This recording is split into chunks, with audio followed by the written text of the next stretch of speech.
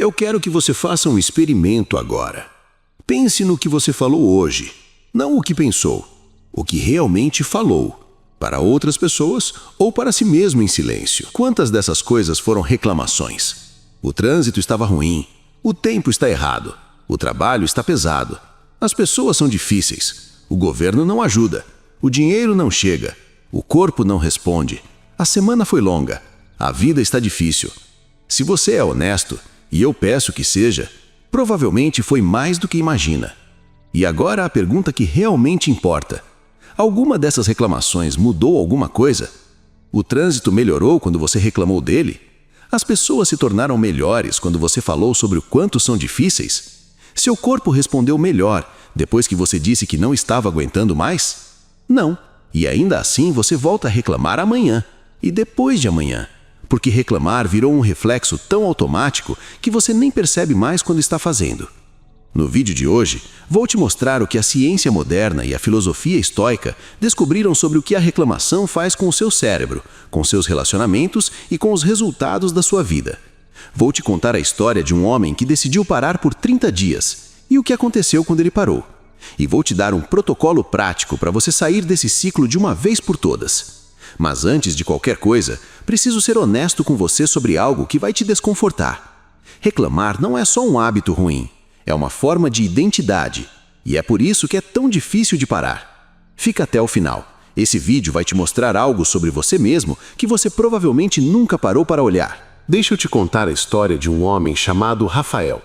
Rafael tinha 34 anos. Trabalhava em uma empresa de médio porte como analista de projetos, um cargo bom, bem remunerado, com estabilidade. Tinha um apartamento próprio, um carro, um relacionamento de 4 anos que, segundo ele, estava indo.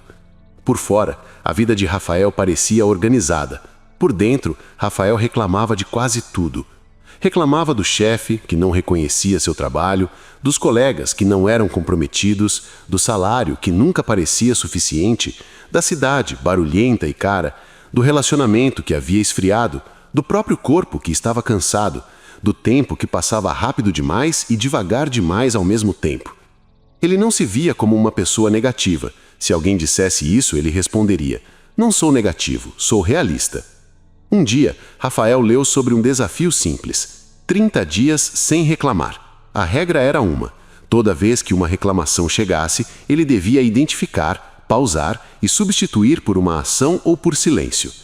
Ele achou fácil. Achou que duraria a semana toda sem dificuldade. No primeiro dia percebeu que havia reclamado 11 vezes antes do almoço. 11 vezes, em menos de 4 horas. Do despertador que tocou cedo demais, do café que não ficou bom, do trânsito, de um e-mail do chefe, do colega que chegou atrasado, da reunião que durou mais que o previsto, de uma notícia que leu no celular, de uma conta que chegou no e-mail, do calor, do barulho da rua, de si mesmo por ter chegado em casa sem ter feito o que planejava. 11 reclamações, e ele nem tinha percebido nenhuma delas enquanto aconteciam. Nas semanas seguintes, algo começou a mudar. Não de forma dramática, não com fanfarra, mas de forma silenciosa e constante. Sem as reclamações ocupando espaço mental, Rafael começou a enxergar coisas que não enxergava antes. Problemas que antes geravam reclamação, agora geravam uma pergunta diferente. O que eu posso fazer em relação a isso? Às vezes a resposta era nada, e então ele soltava. Às vezes a resposta era uma ação pequena e direta, e então ele agia. No final dos 30 dias, Rafael não tinha mudado de emprego, não tinha resolvido todos os seus problemas, não tinha se transformado em outra pessoa. Mas uma coisa havia mudado profundamente: a relação que ele tinha com a própria vida. Sem o filtro constante da reclamação, a vida parecia, pela primeira vez em muito tempo, administrável. Se você ainda não está inscrito no canal, se inscreva agora e ative as notificações. Todo dia tem conteúdo como esse esperando por você. Vamos começar. A neurociência do hábito mais destrutivo que você tem. Antes de falar sobre como parar de reclamar, preciso te mostrar o que acontece dentro do seu cérebro quando você reclama. Porque quando você entende o mecanismo, fica muito mais difícil ignorar o problema. O cérebro humano tem uma propriedade chamada neuroplasticidade. Você provavelmente já ouviu esse termo. A capacidade do cérebro de se reorganizar, de criar novas conexões, de aprender e desaprender comportamentos. O que a maioria das pessoas não sabe é que essa propriedade funciona em ambas as direções. O cérebro se fortalece nos padrões que você repete, sejam eles úteis ou destrutivos. Cada vez que você reclama, ativa um conjunto de neurônios que juntos processam a situação pelo filtro da insatisfação. E neurônios que disparam juntos se conectam. Quanto mais você repete o padrão, mais forte fica a conexão. Quanto mais forte a conexão, mais automático fica o comportamento. Em termos práticos, quanto mais você reclama, mais o cérebro fica estruturado para reclamar. Chega um ponto em que reclamar não é mais uma escolha consciente. É o caminho padrão, o trilho que a mente segue automaticamente quando encontra qualquer obstáculo ou desconforto. Mas tem mais. O ato de reclamar ativa consistentemente o eixo hipotálamo-hipófise-adrenal, o sistema de estresse do corpo. Quando você reclama, seu corpo libera cortisol, o hormônio do estresse. E isso acontece mesmo quando a situação que gerou a reclamação é pequena, como o trânsito ou uma fila no mercado. Cortisol em doses moderadas é necessário e saudável, mas cortisol crônico, liberado repetidamente ao longo do dia, todos os dias, é tóxico. Compromete o sistema imunológico, interfere no sono, afeta a memória e a concentração, aumenta a ansiedade e, ironicamente, torna o cérebro ainda mais sensível a ameaças, o que gera mais reclamação, que gera mais cortisol, que gera mais sensibilidade. Um ciclo que se alimenta de si mesmo. Agora pensa no que isso significa na prática.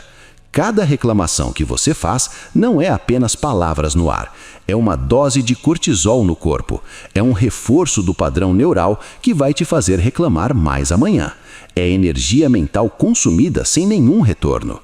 Os estoicos não tinham acesso à neurociência, mas Epícteto descreveu esse mecanismo com uma precisão impressionante quando disse: não são as coisas que perturbam os homens, mas os julgamentos que fazem sobre as coisas. Quando você reclama, não está reagindo à realidade, está reagindo ao julgamento que fez da realidade. E julgamentos são hábitos, e hábitos podem ser mudados. Você reconhece algum desses em você? Nem toda reclamação é igual, e entender os diferentes tipos é essencial para conseguir identificar e interromper cada um deles. Tipo 1. A reclamação produtiva. Vou começar com esse porque é o único tipo que não é destrutivo, e porque confundir os tipos é um dos maiores erros que as pessoas cometem. Reclamação produtiva é quando você identifica um problema, articula o que está errado e direciona isso para quem tem poder de mudar a situação. Você reclama do produto com a empresa, apresenta o problema ao chefe com uma solução proposta, tem uma conversa difícil com alguém do relacionamento sobre algo que precisa mudar. Isso não é reclamação no sentido destrutivo, é comunicação assertiva, é resolução de problemas. O teste é simples. Existe uma ação acoplada à reclamação? A reclamação está indo para alguém que pode fazer algo a respeito? Se sim, não é o tipo que precisamos discutir aqui. Tipo 2. A reclamação social. Esse é o mais comum e o mais subestimado. É a reclamação feita para criar conexão, para ter algo a dizer, para se encaixar na conversa. Nossa, que trânsito! Esse calor está insuportável. Essa semana foi terrível. Ninguém espera a solução. Ninguém está realmente angustiado. É uma forma de interação social que substituiu conversas mais profundas. O problema é que, mesmo sendo superficial, esse tipo de reclamação treina o cérebro, reforça o hábito e vai moldando a forma como você enxerga o mundo, mesmo quando a intenção era apenas preencher um silêncio. Tipo 3. A reclamação interna. Esse é o mais perigoso de todos, justamente porque não sai da boca. É a voz dentro da sua cabeça que comenta negativamente sobre quase tudo. Sobre você mesmo, sobre as pessoas ao seu redor, sobre situações que encontra. É um monólogo constante de insatisfação que ninguém ouve, mas que você carrega o dia inteiro. A reclamação interna é ainda mais corrosiva que a falada, porque não tem o filtro social. Você não precisa se preocupar com o que os outros vão pensar. Então vai mais fundo, é mais cruel, é mais constante. E como é invisível, é a mais difícil de identificar e interromper. Tipo 4. A reclamação de identidade. Esse é o nível mais profundo e o mais difícil de resolver. É quando a reclamação deixa de ser sobre situações e se torna sobre quem você é. Eu sempre tenho azar. Minha vida nunca funciona. Comigo sempre é assim. Eu não nasci para isso. Quando a reclamação vira narrativa de identidade, ela deixa de ser um hábito e vira uma crença. E crenças são muito mais resistentes à mudança do que hábitos. Esse tipo de reclamação é o que mantém pessoas presas em ciclos de anos, não porque a vida delas é objetivamente mais difícil, mas porque a história que contam sobre si mesmas cria uma realidade autoconfirmada. Marco Aurélio escrevia em suas meditações sobre o perigo de deixar os julgamentos negativos se tornarem permanentes. Ele lembrava a si mesmo que nenhuma situação é permanentemente boa ou ruim, que a nossa interpretação é que define o peso das coisas. Reclamação de identidade é a interpretação mais pesada que existe. A filosofia que resolve isso na raiz. Os estoicos não falavam sobre reclamação diretamente, mas toda a filosofia estoica é, em essência, uma resposta ao impulso humano de reclamar da realidade. O conceito central é amor fati, amor ao destino. A ideia de que não apenas aceita o que acontece, mas abraça. Não porque é masoquismo, mas porque resistir ao que não está no seu controle é o maior desperdício de energia que existe. Marco Aurélio governou Roma durante guerras, pandemias e crises políticas. E em suas meditações, ele escrevia repetidamente sobre a inutilidade de resistir ao que não podia ser mudado. Ele não era um homem sem emoções. Era um homem que havia desenvolvido uma prática de processar as emoções sem se tornar escravo delas. Mas o estoico que mais diretamente abordou esse tema foi Epicteto. Epicteto nasceu escravo na cidade de Hierápolis, no que hoje é a Turquia. Seu dono, um homem cruel chamado Epafrodito, certa vez torceu sua perna deliberadamente para demonstrar seu poder sobre ele. Epicteto, durante a tortura, disse calmamente: "Você vai quebrar minha perna." Quando a perna quebrou, ele disse apenas: "Eu te disse." Essa história é perturbadora, mas o que ela revela sobre Epicteto é algo raro, uma separação completa entre o que acontecia fora e o que ele permitia que acontecesse dentro. Epicteto sobreviveu à escravidão, foi libertado e se tornou um dos filósofos mais influentes da história. E o ensinamento central de toda a sua obra pode ser resumido em uma frase: preocupe-se apenas com o que está no seu controle. Todo o resto, solte. Reclamação é o oposto disso.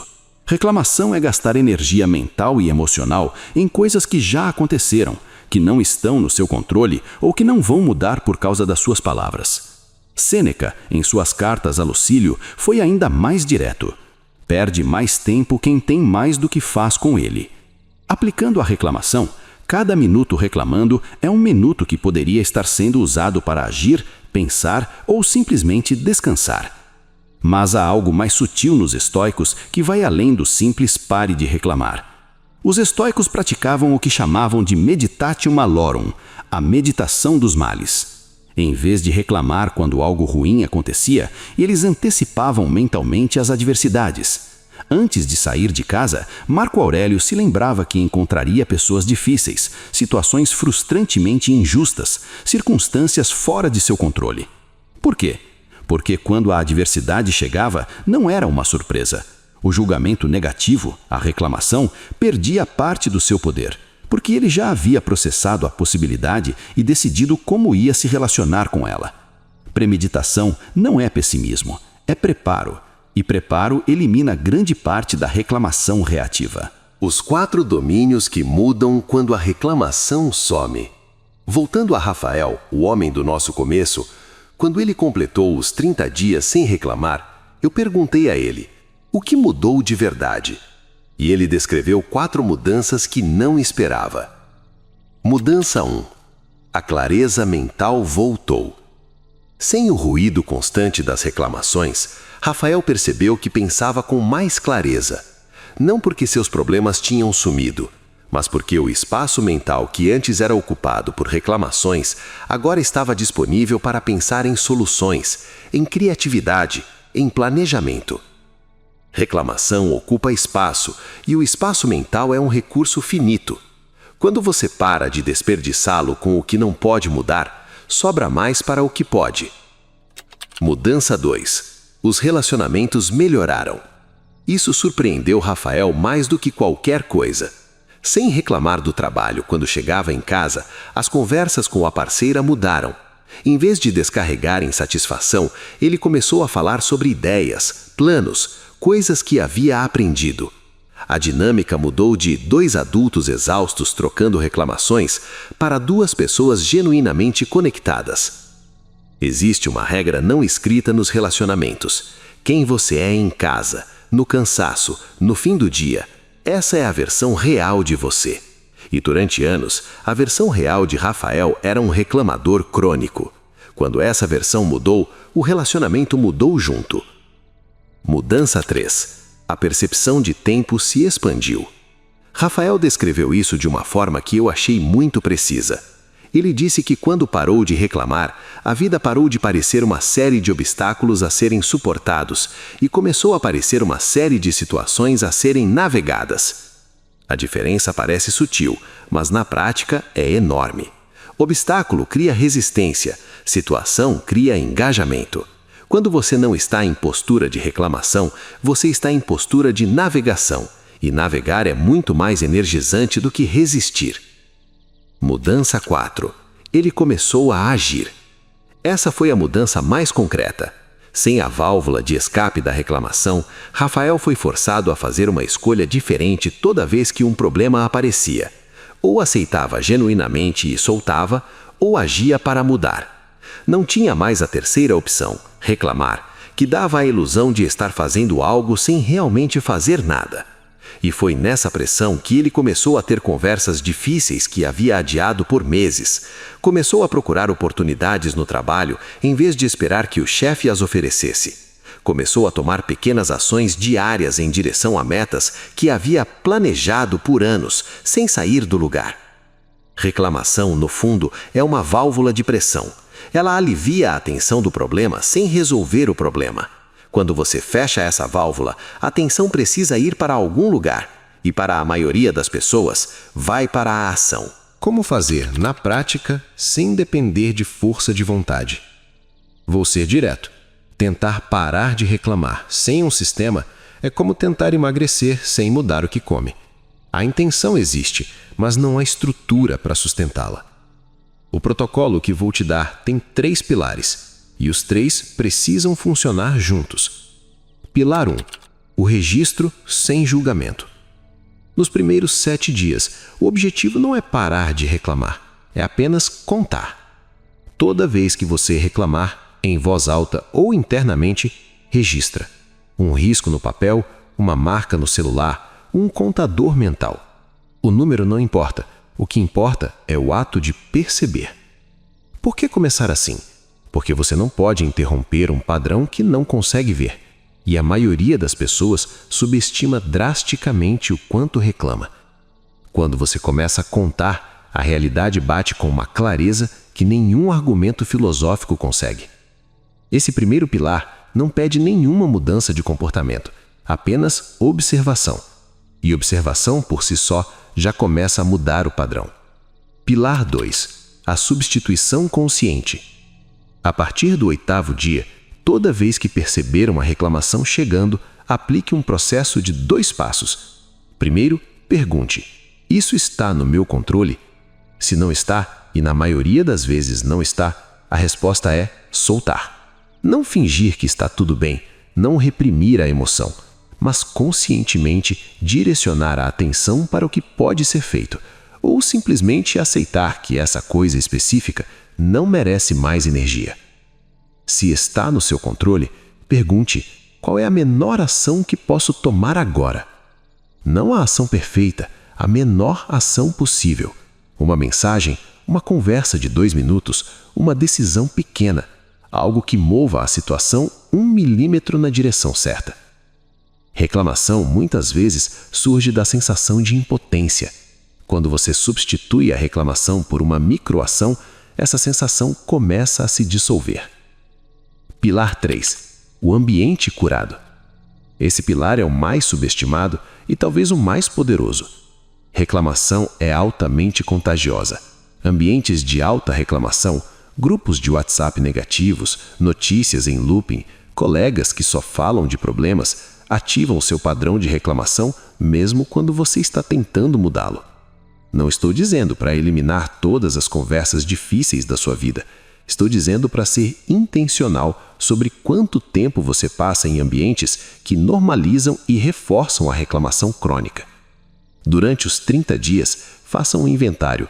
Quais são as fontes que mais alimentam seu padrão de reclamação? Quais grupos? Quais conteúdos? Quais pessoas? Não é sobre cortar, é sobre ter consciência e criar um limite razoável. Sêneca escrevia que somos profundamente influenciados pela companhia que mantemos, que é impossível passar muito tempo com pessoas que operam em um padrão e não absorver algo desse padrão. O ambiente não é tudo, mas é muito mais do que a maioria das pessoas admite. O custo real de continuar do jeito que está. Antes de fechar, quero te fazer uma pergunta que pode ser desconfortável. Quanto da sua vida está passando enquanto você reclama dela? Pensa comigo. Se você tem 34 anos, como Rafael, já viveu aproximadamente 300.000 horas. Quantas dessas horas foram gastas reclamando de coisas que não mudaram por causa das suas palavras? Não estou perguntando para te culpar. Estou perguntando porque o custo real da reclamação crônica não é abstrato. É concreto. São horas, dias, relacionamentos, energia, clareza mental, tudo consumido por um hábito que não produz nada. Os estoicos tinham uma prática chamada memento mori. Lembre-se de que você vai morrer. Não como depressão ou morbidez, mas como ferramenta de perspectiva. Quando você se lembra de que o tempo é finito, fica mais difícil desperdiçá-lo com reclamações sobre coisas que não vai mudar. Marco Aurélio escrevia a si mesmo sobre o quanto é absurdo gastar os dias que temos em queixas sobre a natureza das coisas. Que o universo não vai ajustar seu funcionamento porque um homem não gostou de como as coisas aconteceram. E há algo mais que quero que você considere. As pessoas ao seu redor, seus filhos, seus parceiros, seus amigos mais próximos, estão aprendendo com o que você faz, não com o que você diz que acredita, com o que você demonstra dia após dia. Se você reclamar cronicamente, está ensinando que essa é a resposta natural da vida. Que quando as coisas ficam difíceis, a reação adequada é verbalizar a insatisfação e esperar que algo mude sozinho. Ou você pode demonstrar algo diferente. Não perfeição, mas a prática deliberada de processar a adversidade sem se tornar escravo dela. Isso é o que os estoicos chamavam de virtude. Não um estado que você atinge, uma prática que você escolhe todos os dias, mesmo quando é difícil. Rafael, o homem da nossa história, não virou um guru. Não parou de ter problemas. Não acordou depois de 30 dias transformado em outra pessoa. Mas ele me disse algo que ficou comigo. Ele disse: eu não mudei minha vida em 30 dias, mas mudei a relação que tenho com ela. E isso mudou tudo. Reclamação é uma forma de se relacionar com a realidade. Uma forma que diz: isso não deveria ser assim. Que consome energia sem gerar mudança. Que treina o cérebro para ver obstáculos onde poderia haver situações. Que cria distância nas relações, ruído na mente e paralisia nas ações. E parar de reclamar não é sobre fingir que está tudo bem. Não é sobre sorrir quando você está com raiva. Não é sobre suprimir o que sente. É sobre desenvolver uma relação diferente com o que não está no seu controle. É sobre usar a energia que vai para as queixas e redirecioná-la para a ação, para a aceitação ou para o silêncio produtivo. Os estoicos não eram pessoas sem emoções. Eram pessoas que desenvolveram uma prática imperfeita, contínua, diária, de não serem escravizadas por elas. Você pode fazer o mesmo. Comece esta semana, não com os 30 dias completos. Comece com 7 dias de observação. Conte suas reclamações, sem julgamento, sem drama, apenas observe.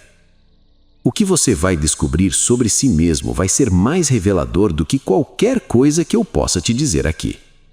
E quando você chegar ao final desses 7 dias, vai entender, de verdade, não apenas intelectualmente, por que esse hábito tem custado tanto a sua vida. Se este vídeo fez sentido para você, deixe um comentário com a palavra estoico. Assim eu sei que você assistiu até o final e me ajuda muito com o canal. Se ainda não está inscrito, inscreva-se agora. Aqui tem conteúdo como esse toda semana. E antes de ir, deixo 2 vídeos que continuam essa conversa, porque esse é apenas o começo. Até a próxima!